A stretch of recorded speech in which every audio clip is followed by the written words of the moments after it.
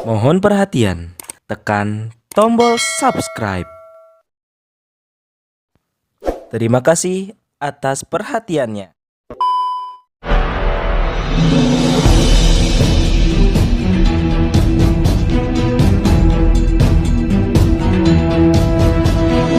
Saya Yani Muhammad, driver online Depok.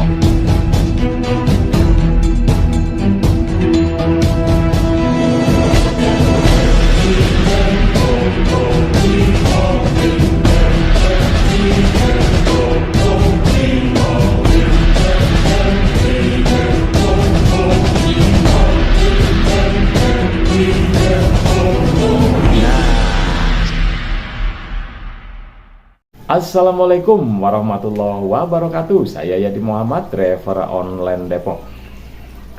Sahabat Popole yang ada di langit dan di bumi, kita kembali jumpa di ruang paling pribadi Anda.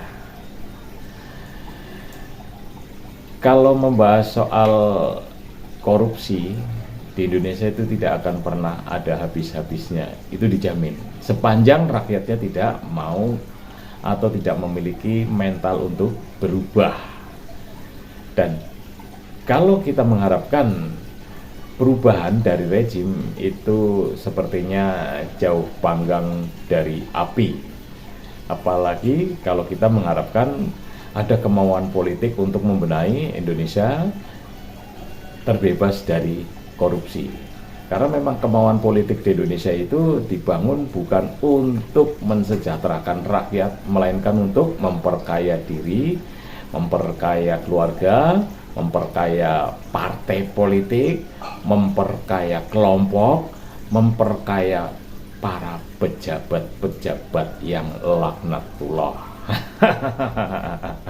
Nah, kecuali memang rakyat kita sudah sepakat untuk melakukan perubahan ke arah yang lebih baik dari yang sekarang, insya Allah Indonesia akan makmur. Nah, baik, sebelum kita membahas lebih lanjut, kita lihat video yang berikut ini.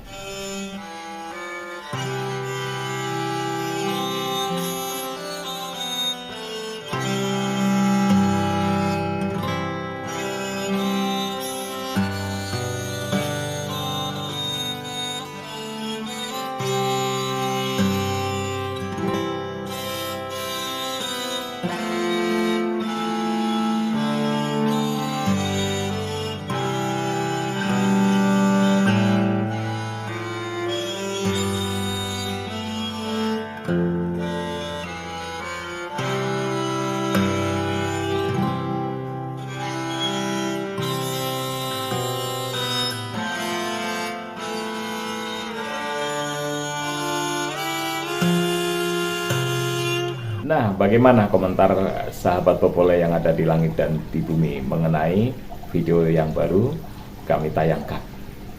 Terutama andai kata dibandingkan dengan berita yang akan saya bacakan. Serambinews.com. Crazy Rich Vietnam divonis mati atas kasus korupsi 200 triliun rupiah. Bagaimana nasib Harvey dan Helena Lim? Kalau judulnya seperti itu bisa langsung jawab, tenang, masih ada saya di sini. Itu kata orang istana loh. Serambinews.com. Jika di Vietnam koruptor dengan kasus korupsi mencapai 200 triliun rupiah dihukum mati, lantas bagaimana dengan penegakan hukum di Indonesia terkait kasus korupsi PT Timah? Yaitu lagi-lagi langsung saya jawab, tenang, ada saya Pak. Karena memang bisalah kita gitu loh. Yang penting wani biro. Seperti yang diketahui, kasus korupsi yang melibatkan Harvey Muiz dan Helena Lim tersebut telah menimbulkan kerugian negara mencapai 271 triliun. Jadi angka yang dikemplang oleh Harvey Muiz dan Helena Lim ini melebihi apa yang dikorupsi oleh tersangka yang dihukum mati di Vietnam. Nah, baik, kita langsung bacakan. Warganet pun mempertanyakan apakah penegakan hukum di Indonesia bisa lebih tegas seperti di Vietnam atau tidak. Kalau melihat kasus-kasus yang sudah-sudah, ya seperti yang sudah saya tayangkan di Popole TV, yaitu kasusnya Yusril Issa Mahendra yang sekarang menjadi kawanan di kuasa hukum Prabowo Gibran. Ya, Yusril itu kan pernah menjadi tersangka korupsi 417 miliar dan akhirnya di SP3-kan. Nah, terus ada sejumlah kasus korupsi yang sampai sekarang belum jelas, yaitu Harun Masiku. Juga waktu-waktu yang lama juga yang melibatkan kasus BLBI, kasus Bank Senturi, kasus Asabri, dan lain-lain sampai sekarang belum ada kejelasannya. Jadi ya suatu saat nanti kasus ini bisa menjadi BIM Salabim. Dilansir dari tribun-newsmaker.com dari VN Express pada Sabtu 13 April 2024, pengadilan di kota Ho Chi Minh, Vietnam pada 11 April 2024 waktu setempat menjatuhkan hukuman mati terhadap seorang perempuan bernama Traong Melan. Maaf kalau penyebutannya salah ya, karena lidah saya bukan lidah Vietnam tapi lidah Jawa.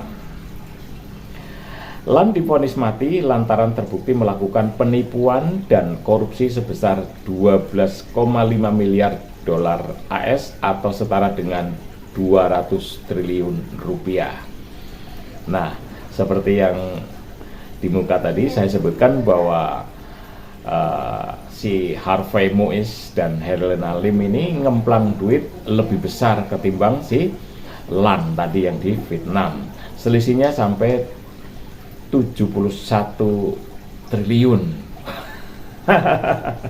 Dan perlu diketahui ya, bahwa duit sebanyak yang digarong oleh si Muiz dan si Helena Lim tadi, itu kalau dibagikan ke rakyat Indonesia yang berjumlah katakanlah 270 juta jiwa, itu masing-masing orang, satu orang nih, per orang itu mendapat uang 10 juta rupiah gratis, tis, tanpa kerja, tanpa keluar keringat, langsung dibagikan. Satu orang itu dapat 10 juta rupiah, bayangkan. Itu baru satu orang yang maling. Bagaimana kalau yang sudah-sudah dan yang sekarang sedang terjadi, yang sedang terjadi, yang akan terjadi. Karena kalau insya Allah bahwa rejim ini berkelanjutan, ya insya Allah pula korupsi akan makin tumbuh subur. Artinya bahwa hak-hak rakyat akan semakin menguap dan hilang digarong oleh orang-orang yang kalian coblos kemarin itu loh. Yang kalian coblos, yang kalian percaya dari ya tahun-tahun, terutama dari tahun 2014, 2019 dan terakhir kemarin 2024. Andai kata besok MK memenangkan, ingat ya kan, sudah ada bukti food estate dan soal IKN. Kalau dana-dana tadi digabungkan, wah, Indonesia ini, rakyat Indonesia makmur dan insya Allah melebihi kemakmurannya dengan negara Dubai yang katanya paling kaya di dunia. Perempuan 68 tahun yang juga menjabat sebagai Dewan Direksi perusahaan real estate itu bersalah atas pelanggaran peraturan pinjaman bank, penggelapan aset, dan suap. Kasus ini berawal dari DPRD-nya Kota Ho Chi Minh menyetujui proyek pembangunan infrastruktur di kawasan perumahan Bac Quoc Clean District Nabe. Sekali lagi mohon maaf kalau lafal saya tidak pas ya. Luas proyek pembangunan ini mencapai 90 hektar dan memakan biaya sebesar miliaran dong Vietnam. Proyek fantastis itu kemudian digarap oleh perusahaan bernama Guok Chuang Gia Lai yang dimiliki oleh tersangka lain bernama Nguyen Tina Loan.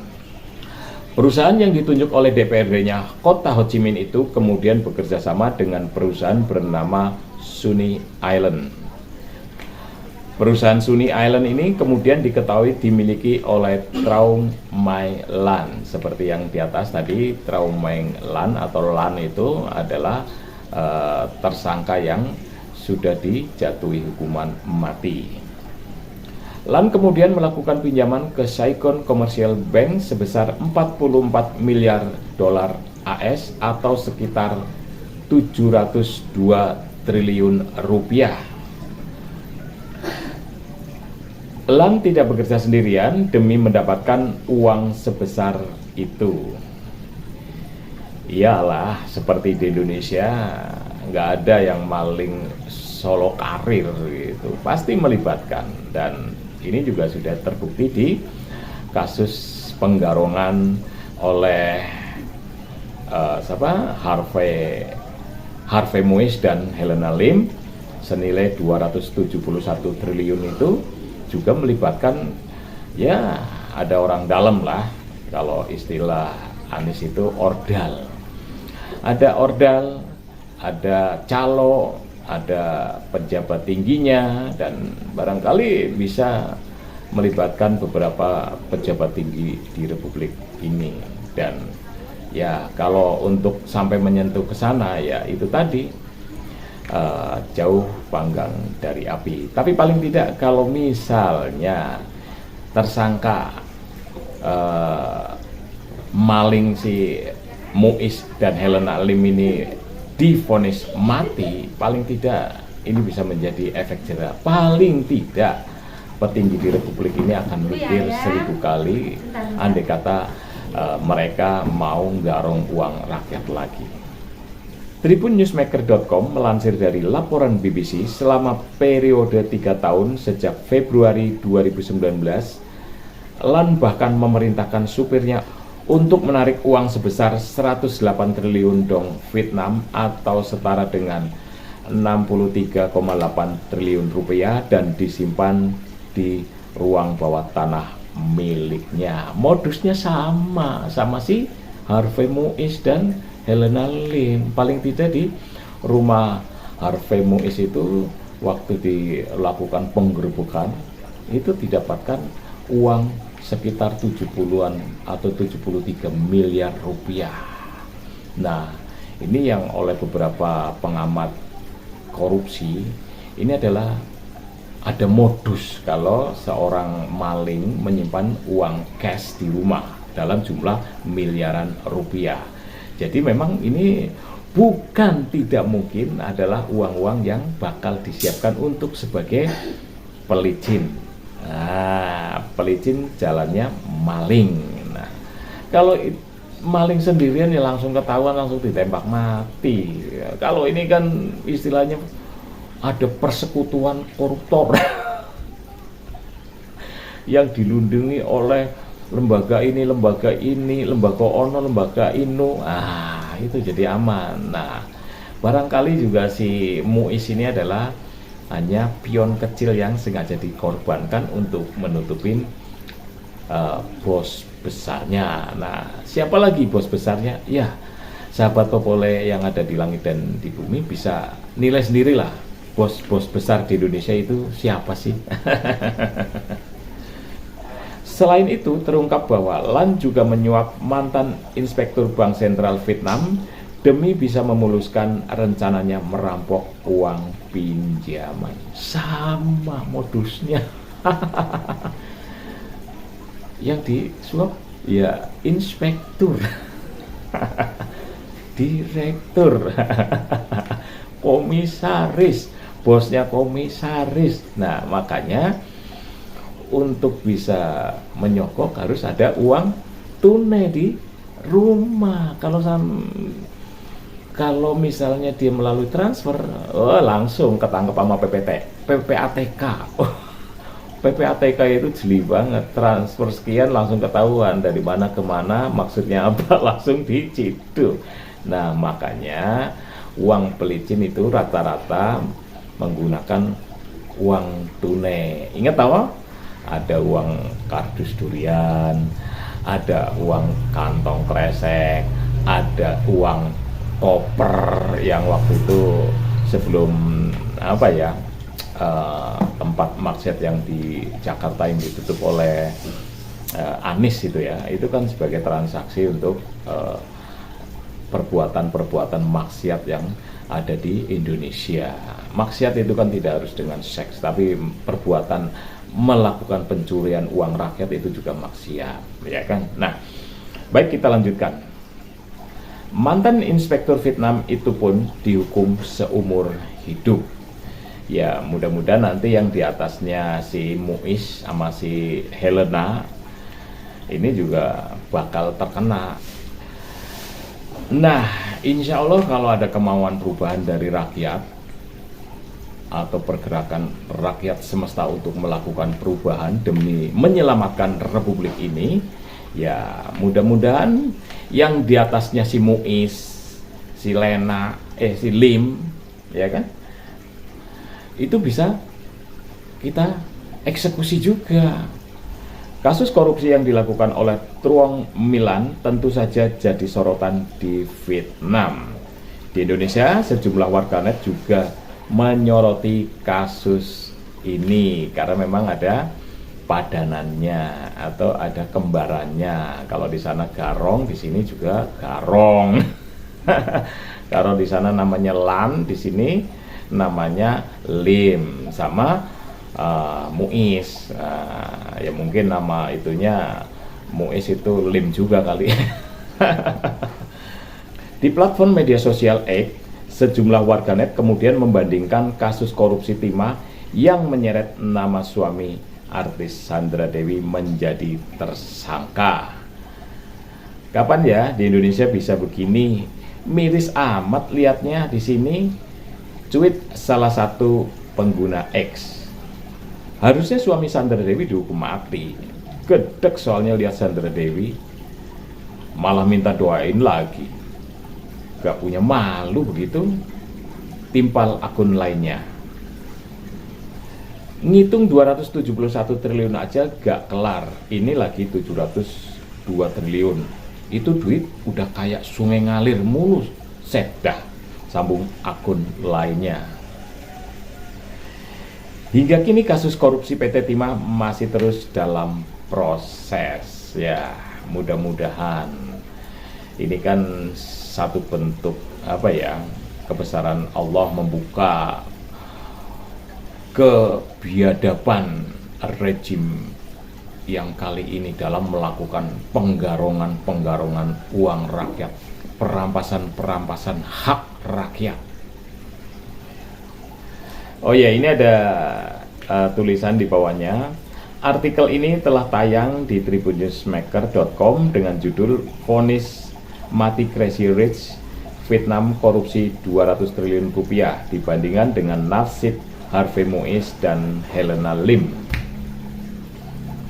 Nah, warganet aja mengusulkan agar si Muiz dihukum mati. Ya, hukum mati mau ditembak boleh, mau digantung boleh, mau dipenggal boleh. Yang penting bahwa kasus ini harus dikawal agar bisa menjadi efek jera kepada para maling-maling uang negara, para garong-garong uang negara, dan calon-calon. Oh, calon? Ya iya. Kalau rejim ini terus langsung diwariskan kepada rejim berikutnya, pasti ada deal untuk, ya biasalah, deal untuk saling mengamankan. Karena seperti beberapa orang bijak mengatakan, garong itu pasti deal dengan garong, bajingan tolol pasti dealnya dengan bajingan tolol. Jadi kalau misalkan bajingan tolol bercampur dengan orang-orang soleh, orang-orang baik, itu ibarat air dan minyak, nggak mungkin campur. Dan ini sudah menjadi kodrat ilahiyah. Makanya sahabat Popole yang ada di langit dan di bumi, mari kita kawal kasus penggarongan uang 271 triliun rupiah oleh Harvey Muiz dan Helena Lim yang kini sudah melibatkan 16 tersangka lainnya dalam kasus yang super ngawur. Wah, super ngawur. Ya iyalah, dalam kondisi masyarakat sedang miskin, kondisi negara sedang bangkrut, masih ada orang yang tega menggarong uang negara dan uang rakyat, ya kan? Cobalah, mulai hari ini kita sadarlah, coba kita sadar. Dengan uang 271 triliun aja kalau dibagi rata seluruh rakyat Indonesia, satu orang itu kebagian 10 juta rupiah. Belum dengan misalnya aset-aset yang disita dari para maling-maling itu. Ini baru dari satu kasus, belum kasus yang lain, belum kasus yang belum terungkap. Nah, barangkali untuk mengawal kasus 271 triliun yang dimaling oleh si Muiz dan si Lim ini, ya kita juga harus mengawal gugatan Pilpres curang di MK agar tidak ada warisan dari rejim Joko Widodo kepada rejim yang sekarang mengklaim kemenangannya. Jadi kita harus memberi tekanan, pressure, dan efek psikologis agar Ketua MK Hartoyo dan kawan-kawannya, 8 hakim MK lainnya, bisa memutuskan sesuai dengan keadilan yang berlaku di Indonesia. Keadilan apa? Ya, keadilan yang memiliki nilai-nilai ilahiyah dan kenabian. Jangan salah. Kalau cuman adil yang tidak memiliki muatan ilahiyah dan kenabian, itu belum tentu adil yang sesuai yang kita inginkan. Mungkin itu aja dari saya. Wabillahi taufiq wal hidayah. Wassalamualaikum warahmatullahi wabarakatuh.